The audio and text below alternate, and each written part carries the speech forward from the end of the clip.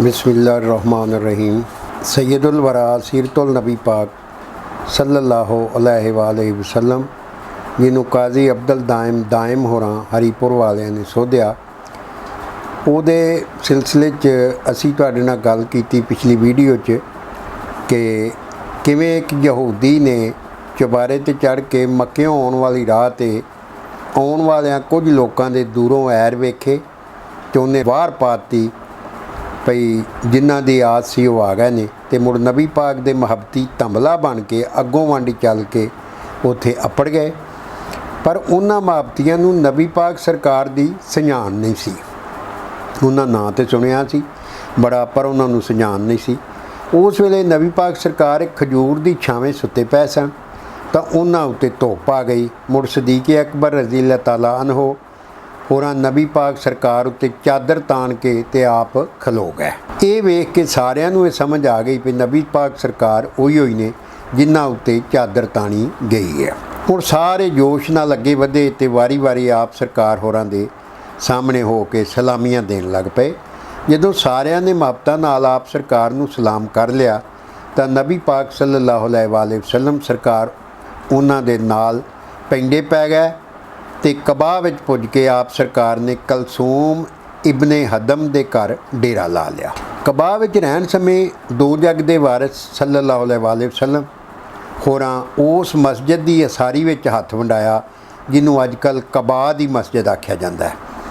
ये एडी भागा भरी मस्जिद है भई नबी पाक सल्लल्लाहु अलैहि वसल्लम होरां फरमान जारी किया सी भई जो भी मस्जिद कबा विच 2 रकातां नमाज पढ़ लवेगा उन्होंने पूरी उम्र उहदा सवाब मिलता रहेगा।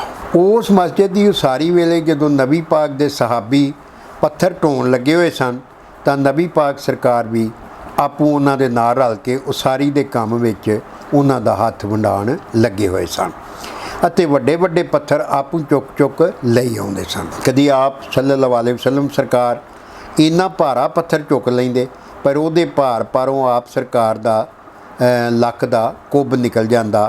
ये वेख के कोई सहाबी नठ के आउंदे अते अरज़ोई करदे, या रसूलल्लाह तुहाडे तो मेरे माँ प्यो कुर्बान होण, ये पत्थर मैनू चुका दिओ, इनू मैं चुक लैना वा। आप सरकार उहदी आखी नूं बड़े झज नाल टालदिआं किसी होर पत्थर वाल इशारा करदिआं होइआं फरमान जारी कर देंदे भी तुसीं ओह पत्थर चा लिआओ। वो पत्थर ढोण वालिआं च जग जाने शायर हज़रत अब्दुल्ला इबन रवाहा भी सन।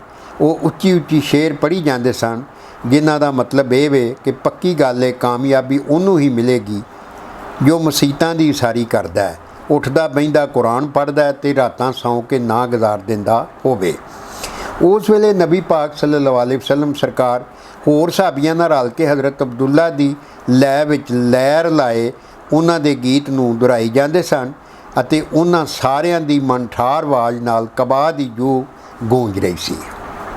कबा विच नबी पाक सल्लल्लाहु अलैहि वसल्लम होरां 8 रबीउल अव्वल मुताबक 20 सितंबर 622 ईस्वी नूं सवार दे दिहाड़े पैर पाए सन। आप सरकार ने मंगल बुध ते जुमेरात तिकर तां उत्थे ही क्याम फरमाया ते 12 रबीउल अव्वल जुमे दे दिहाड़े उस अजीम शहर दे पेंडे पै गए जिन्हों उन्नी दिनी यसरब आखदे सन, पर हुण वो शहर मदीना तुल नबी यानी नबी दा शहर बन जा रहा सी।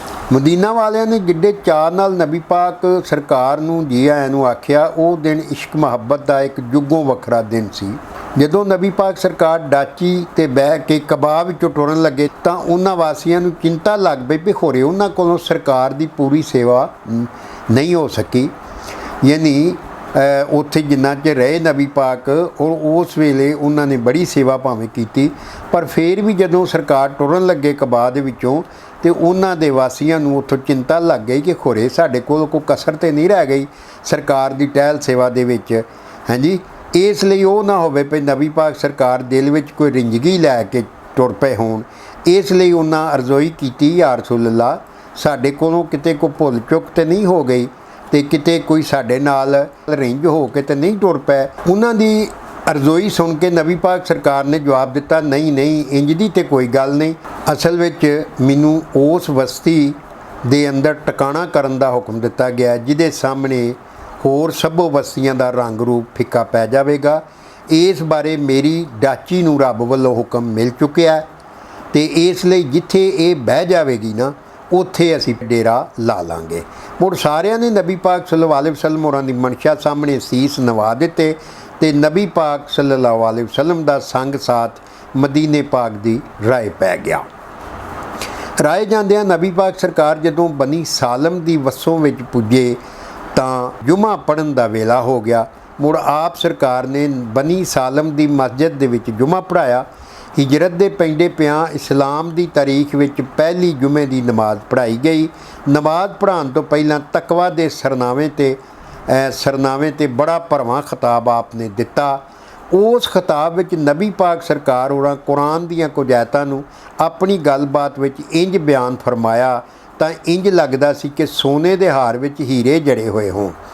ਆਪ ਸਰਕਾਰ ਦਾ ਉਹ ਖਿਤਾਬ ਏਡਾ ਵੱਡਾ ਸ਼ਾਕਾਰ ਹੈ ਅਤੇ ਦਿਲਾਂ ਨੂੰ ਗਰਮਾਉਣ ਵਾਲਾ ਤੇ ਦਿਲਾਂ ਦੇ ਅੰਦਰ ਉਤਰ ਜਾਣ ਵਾਲਾ ਵੀ ਉਹਨੂੰ ਪੜ੍ਹਿਆਂ ਦਰਦ ਦਾ ਜਾਣੂ ਹੋ ਜਾਂਦਾ ਹੈ। ਮੁੜ ਜਿਨ੍ਹਾਂ ਭਾਗਾਂ ਵਾਲਿਆਂ ਉਸ ਇੱਜ਼ਤਾਂ ਵਾਲੀ ਹਸਤੀ ਦੇ ਮੂੰਹ ਕਿਰਦੇ ਸੁੱਚੇ ਮੋਤੀਆਂ ਦੇ ਉਹ ਜਿਹੜੇ ਅੱਖਰ ਸਨ ਆਪਣੀ ਕੰਨੀ ਸੁਣੇ ਹੋਣਗੇ, ਉਹਨਾਂ ਦੀ ਕੈਫ ਤੇ ਮਸਤੀ ਦਾ ਕੀ ਹਾਲ ਹੋਵੇਗਾ। ਇੱਥੇ ਨਬੀ ਪਾਕ ਸਰਕਾਰ ਦੇ ਉਸ ਮਨਠਾਰ ਖੁਤਬੇ ਦਾ ਤਰਜਮਾ ਕਰਦਿਆਂ ਸਾਨੂੰ ਇਸ ਗੱਲ ਦਾ ਪੱਕ ਹੈ ਭਈ ਆਪ ਸਰਕਾਰ ਦੇ ਬਿਆਨ ਅੰਦਰ ਲੁਕਿਆਂ ਮਾਣਿਆਂ ਨੂੰ ਐਨ ਬੈਨ ਬਿਆਨ ਕਰਨਾ ਸਾਡੇ ਵੱਸ ਵਿੱਚ ਨਹੀਂ। ਆਪ ਸਰਕਾਰ ਨੇ ਫਰਮਾਇਆ, ਸਭ ਸਿਫਤਾਂ ਸੱਚੇ ਰੱਬ ਲਈ ਨੇ ਤੇ ਜਿਹਦੇ ਮੈਂ ਜਸ ਗਾਉਣ ਲੱਗਾ ਵਾਂ, ਮੈਂ ਉਸ ਤੋਂ ਹੀ ਆਪਣੀਆਂ ਭੁੱਲਾਂ ਦੀ ਮਾफ़ੀ ਮੰਗਣਾ ਤੇ ਉਸ ਹੀ ਮੈਨੂੰ ਸਿੱਧੇ ਰਾਹ ਚਾੜਨਾ ਤੇ ਮੈਂ ਉਸ ਤੇ ਹੀ ਈਮਾਨ ਲਿਆਉਣਾ ਵਾਂ। ਮੈਂ ਕਦੀ ਕੁਫਰ ਦੇ ਬੋਲ ਮੂੰਹ ਨਹੀਂ ਕੱਢੇ ਅਤੇ ਹਰ ਕੁਫਰ ਕਰਨ ਵਾਲੇ ਨੂੰ ਮੈਂ ਆਪਣਾ ਵੈਰੀ ਸਮਝਦਾ। ਮੈਂ ਗਵਾਹੀ ਦਿੰਦਾ ਵਾਂ ਕਿ ਅੱਲਾ ਤੋਂ ਬਿਨਾਂ ਕੋਈ ਹੋਰ ਪੂਜਨਯੋਗ ਨਹੀਂ ਤੇ ਉਹਦਾ ਕੋਈ ਸ਼ਰੀਕ ਨਹੀਂ। ਮੈਂ ਗਵਾਹੀ ਦਿੰਦਾ ਵਾਂ ਕਿ ਮੁਹੰਮਦ ਉਹਦਾ ਬੰਦਾ ਤੇ ਰਸੂਲ ਹੈ, ਜਿਹਦੀ ਝੋਲੀ ਵਿੱਚ ਅੱਲਾ ਸੋਹਣੇ ਨੇ ਹਦਾਇਤ ਤੇ ਨੂਰ ਪਾ ਕੇ ਘੱਲਿਆ। ਉਸ ਵੇਲੇ ਜਦੋਂ ਕਿ ਰਸੂਲ ਘੱਲੇ ਜਾਣੇ ਹੀ ਬੰਦ ਕਰ ਦਿੱਤੇ ਗਏ ਨੇ, ਇਲਮ ਮਰਨ ਤੋਂ ਨੂੰ ਥਾਂ ਪਿਆ ਇੱਥੇ ਲੱਭਦਾ ਤੇ ਭੁਲੇਖੇ ਜਿਹੜੇ ਨੇ ਉਹ ਹਰ ਥਾਂ ਦੇ ਭੰਗੜੇ ਪਾਈ ਫਿਰਦੇ ਨੇ। ਦੁਨੀਆ ਮੁੱਕਣ ਵਾਲੀ ਹੈ ਤੇ ਕਿਆਮਤ ਦਾ ਵੇਲਾ ਵੀ ਨੇੜੇ ਪੁੱਜਿਆ ਖਲਾਏ। ਜਿਹਨੇ ਅੱਲਾ ਅਤੇ ਉਹਦੇ ਰਸੂਲ ਨੂੰ ਮੰਨ ਲਿਆ ਤੇ ਉਹਨਾਂ ਕੋਲੋਂ ਮਿਲਣ ਵਾਲੀ ਹਦਾਇਤ ਨੂੰ ਆਪਣੀ ਝੋਲੀ ਪਾ ਲਿਆ, ਉਹ ਸਿੱਧੀ ਰਾਹ ਚੜ੍ਹ ਗਿਆ। ਔਰ ਜਿਹਨੇ ਨਾ ਮੰਨਿਆ ਉਹ ਕੁਰਾਏ ਪੈ ਗਿਆ। ਜਿਹੜਾ ਹੱਦੋਂ ਵੱਧ ਗਿਆ ਉਹ ਉਮਰਾਂ ਦੀ ਭੁੱਲ ਪਾਰੋਂ ਕੁਆਟੇ ਚੜ੍ਹ ਗਿਆ, ਕੁਰਾਏ ਪੈ ਗਿਆ।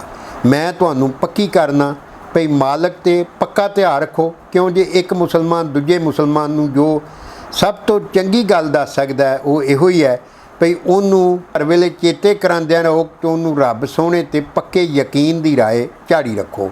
ਇਸੇ ਲਈ ਚੇਤੇ ਰੱਖੋ ਵੀ ਜਿਹੜੇ ਗੁਨਾਹਾਂ ਤੋਂ ਰੱਬ ਸੱਚਾ ਤੁਹਾਨੂੰ ਬਚਾਉਣਾ ਚਾਹੁੰਦਾ ਉਹਨਾਂ ਤੋਂ ਬਚ ਕੇ ਰਹੋ। ਚੇਤੇ ਰੱਖਿਓ ਇਸ ਗੱਲ ਨੂੰ, ਚੰਗੀ ਹੋਰ ਮੱਤ ਇਸ ਗੱਲ ਤੋਂ ਵੱਡੀ ਹੋਰ ਕੋਈ ਨਹੀਂ ਜੇ ਤੇ ਨਾ ਇਹਦੇ ਤੋਂ ਕੋਈ ਚੰਗੀ ਹੋਰ ਵਾਜ਼ ਨਸੀਹਤ ਜੇ। ਜਿਨੀ ਜੋ ਵੀ ਚੰਗੇ ਕੰਮ ਕਰੇਗਾ ਮਾਲਕ ਸੋਹਣਾ ਅਗਲੇ ਜਾਣ ਵਿੱਚ ਉਹਨੂੰ ਗੁਨਾਹਾਂ ਤੋਂ ਬਚਾਏਗਾ ਔਰ ਉਹਦੀ ਬਾਂਹ ਬੇਲੀ ਬਣਨ ਵਿੱਚ ਉਹਦੀ ਬਾਂਹ ਫੜੇਗਾ। ਜੋ ਬੰਦਾ ਵੀ ਆਪਣੇ ਤੇ ਆਪਣੇ ਰੱਬ ਦੇ ਵਿਚਕਾਰ ਸਾਰੇ ਜ਼ਾਹਰੀ ਤੇ ਲੁਕੇ ਹੋਏ ਮਸਲਿਆਂ ਨੂੰ ਸੁੱਧ ਕਰ ਲੇਗਾ, ਉਹ ਬਸ ਰੱਬ ਨੂੰ ਰਾਜ਼ੀ ਕਰਨ ਲਈ ਇਹ ਸਾਰੇ ਕੰਮ ਕਰੇਗਾ ਤੇ ਰੱਬ ਸੋਹਣਾ ਦੁਨੀਆ ਵਿੱਚ ਵੀ ਉਹਦਾ ਨਾਂ ਉੱਚਾ ਕਰ ਦੇਗਾ ਤੇ ਅਗਲੇ ਜਾਨ ਵਿੱਚ ਵੀ ਉਹਦੀ ਬੱਲੇ ਬੱਲੇ ਹੋ ਜਾਏਗੀ। ਹਾਲਾਂ ਅਗਲੇ ਜਾਨ ਦੇ ਉਸ ਦਿਨ ਵਿੱਚ ਲੋਕੀ ਇੱਕ ਇੱਕ ਨੇਕੀ ਨੂੰ ਤਰਸਦੇ ਹੋਣਗੇ ਅਤੇ ਸਾਹਮਣੇ ਆਈਆਂ ਆਪਣੀਆਂ ਬਦੀਆਂ ਨੂੰ ਵੇਖ ਕੇ ਆਖਦੇ ਹੋਣਗੇ ਕਿੱਡਾ ਚੰਗਾ ਹੁੰਦਾ ਜੇ ਮੈਂ ਇਹ ਬਦੀਆਂ ਨਾ ਕੀਤੀਆਂ ਹੁੰਦੀਆਂ। ਅੱਲਾ ਸੋਹਣਾ ਤੁਹਾਨੂੰ ਸਜ਼ਾਵਾਂ ਚੇਤੇ ਕਰਾ ਕੇ ਤੁਹਾਨੂੰ ਡਰਾਉਂਦਾ ਵੀ ਏ, ਪਰ ਇਹਦੇ ਨਾਲ ਨਾਲ ਉਹ ਆਪਣਿਆਂ ਬੰਦਿਆਂ ਤੇ ਮਿਹਰਬਾਨ ਵੀ ਏ। ਰੱਬ ਸੱਚੇ ਦੀ ਹਰ ਗੱਲ ਸੱਚੀ ਏ ਤੇ ਉਹਦਾ ਹਰ ਵਾਅਦਾ ਪੂਰਾ ਹੋ ਕੇ ਰਹਿੰਦਾ।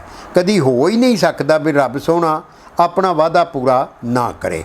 ਅੱਲਾ ਸੋਹਣਾ ਫਰਮਾਂਦਾ, ਨਾ ਮੈਂ ਆਖੀ ਹੋਈ ਤੋਂ ਪਿੱਛੇ ਪੈਰ ਪਾਉਂਦਾ ਵਾਂ ਤੇ ਨਾ ਹੀ ਮੈਂ ਆਪਣਿਆਂ ਬੰਦਿਆਂ ਤੇ ਜ਼ੁਲਮ ਕਰਨਾ ਵਾਂ। ਇਸ ਲਈ ਇਸ ਵੇਲੇ ਤੇ ਉਸ ਵੇਲੇ ਦੇ ਸਾਰੇ ਜ਼ਾਹਰੀ ਤੇ ਓਹਲਿਆਂ ਵਿੱਚ ਕੀਤੇ ਗਏ ਕੰਮਾਂ ਕਾਰਾਂ ਨੂੰ ਕਰਨ ਵੇਲੇ ਰੱਬ ਦੀਆਂ ਦੱਸਿਆ ਹੋਇਆਂ ਟੀਚਿਆਂ ਨੂੰ ਚੇਤੇ ਰੱਖੋ।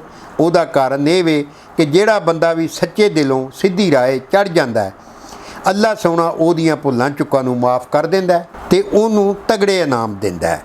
ਇੰਜ ਜੋ ਬੰਦਾ ਅਜ਼ੀਮ ਕਾਮਯਾਬੀਆਂ ਦੇ ਮੁੱਠੇ ਚੁੰਮ ਲੈਂਦਾ। ਅੱਲਾ ਪਾਕ ਤੇ ਪੱਕਾ ਯਕੀਨ ਰੱਖਣ ਦਾ ਇਹ ਫਾਇਦਾ ਹੈ ਵੀ ਬੰਦਾ ਰੱਬ ਦੇ ਰੋਸੇ ਅਤੇ ਉਸ ਦੇ ਗੁੱਸੇ ਪਾਰੋਂ ਮਿਲਣ ਵਾਲੀ ਸਜ਼ਾ ਤੋਂ ਬਚ ਜਾਂਦਾ। ਰੱਬ ਦੀ ਆਖੀ ਤੇ ਪੱਕਾ ਯਕੀਨ ਰੱਖਣ ਵਾਲਿਆਂ ਦੇ ਚਿਹਰੇ ਕਿਆਮਤ ਵਾਲੇ ਦਿਨ ਚਮਕ ਜਾਂਦੇ ਨੇ ਤੇ ਜਿਹਦੇ ਉੱਤੇ ਰੱਬ ਸੋਹਣਾ ਰਾਜ਼ੀ ਹੋ ਜਾਂਦਾ ਹੈ ਉਹਨੂੰ ਉੱਚ ਕੁਰਸੀ ਲੱਭ ਜਾਂਦੀ ਹੈ। ਅੱਲਾਹ ਸੋਹਣੇ ਤੁਹਾਨੂੰ ਆਪਣੀ ਕਿਤਾਬ ਯਾਨੀ ਕੁਰਾਨ ਪਾਕ ਦਾ ਇਲਮ ਦਿੱਤਾ ਹੈ ਤੇ ਸਿੱਧੀ ਰਾਹ ਵਿਖਾਈ ਹੈ ਤਾਂ ਜੋ ਸੱਚੇ ਅਤੇ ਝੂਠੇ ਦਾ ਨਤਾਰਾ ਹੋ ਜਾਏ ਤੇ ਉਹਦੇ ਵਿੱਚ ਨਖੇੜਾ ਵੀ ਹੋ ਜਾਏ। ਅੱਲਾਹ ਸੋਹਣੇ ਤੁਹਾਡੇ ਤੇ ਢੇਰ ਇਹਸਾਨ ਕੀਤੇ ਨੇ, ਇਸ ਲਈ ਤੁਸੀਂ ਵੀ ਸਿੱਧੀ ਵਾਟੇ ਪੈ ਜਾਓ। ਅੱਲਾਹ ਦੇ ਵੈਰੀਆਂ ਨਾਲ ਵੈਰ ਰੱਖੋ ਤੇ ਰੱਬ ਦੀ ਰਾਏ ਵਿੱਚ ਚੜ੍ਹ ਕੇ ਇੰਜ ਦਾ ਜਹਾਦ ਕਰੋ ਜਿਸ ਤਰ੍ਹਾਂ ਜਹਾਦ ਕਰਨ ਦਾ ਹੱਕ ਹੈ। ਉਹਨੇ ਤੁਹਾਨੂੰ ਕੰਮ ਲਈ ਚੁਣ ਕੇ ਤੇ ਮੁਸਲਮਾਨ ਬਣਾਇਆ ਹੈ। ਜਿਹਨੇ ਜਾਨ ਵਾਰਨੀ ਹੈ ਉਹ ਹੱਕ ਦੀ ਖਾਤਰ ਜਾਨ ਕੁਰਬਾਨ ਕਰੇ ਤੇ ਜਿਹਨੇ ਜਿਉਂਦਿਆਂ ਰਹਿਣਾ ਹੈ ਉਹ ਹੱਕ ਸੱਚ ਦੀ ਦਲੀਲ ਨੂੰ ਸਾਹਮਣੇ ਰੱਖ ਕੇ ਜ਼ਿੰਦਗੀ ਗੁਜ਼ਾਰੇ। ਤੇ ਅਸਲ ਵਿੱਚ ਸਾਰੇ ਯੁਮਨ ਤੇ ਤਾਕਤ ਦਾ ਸੋਮਾ ਬਸ ਅੱਲਾਹ ਸੋਹਣਾ ਹੈ। ਅੱਲਾਹ ਸੋਹਣੇ ਨੂੰ ਹਰ ਵੇਲੇ ਚੇਤੇ ਰੱਖਿਆ ਕਰੋ ਤੇ ਇਹ ਗੱਲ ਪੱਕੀ ਧਿਆ ਲਓ ਕਿ ਅੱਲਾਹ ਸੋਹਣੇ ਦੀ ਯਾਦ ਦੁਨੀਆ ਤੇ ਇਸ ਦੇ ਮਾਲ ਮਤਾ ਨਾਲੋਂ ਕਿਤੇ ਚੰਗੀ ਹੈ, ਕਿਤੇ ਫਾਇਦਾ ਦੇਣ ਵਾਲੀ ਹੈ। ਜਿਹੜਾ ਬੰਦਾ ਵੀ ਅੱਲਾਹ ਸੋਹਣੇ ਦੀ ਆਖੀ ਮੰਨ ਕੇ ਉਹਦੀਆਂ ਦਸੀਆਂ ਰਾਹਾਂ ਤੇ ਟੁਰਿਆ ਜਾਵੇਗਾ ਉਹਦੇ ਸਾਰੇ ਦੁਨਿਆਵੀ ਮਾਮਲਿਆਂ ਲਈ ਅੱਲਾਹ ਸੋਹਣਾ ਹੀ ਕਾਫੀ ਹੈ।